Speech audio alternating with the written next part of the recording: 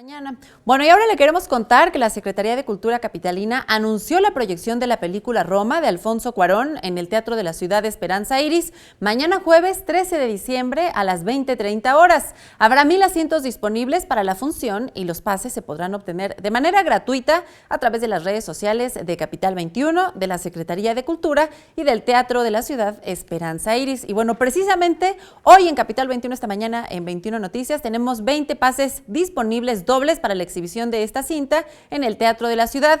Para tenerlos es necesario contestar a la pregunta ¿quién es el director de la misma? Lo puede hacer a través de nuestra cuenta en Twitter, @capital_21, utilizando el hashtag Somos Ciudad con Historias. El permiso de la Secretaría de Gobernación es RTC, /1470, 2018. Muy importante, además de arrobar a la cuenta de Capital 21 y utilizar el hashtag, deben también de seguir las cuentas oficiales tanto de Capital 21 como de la Secretaría de Cultura y del Teatro de la Ciudad para, hacer válidos sus boletos.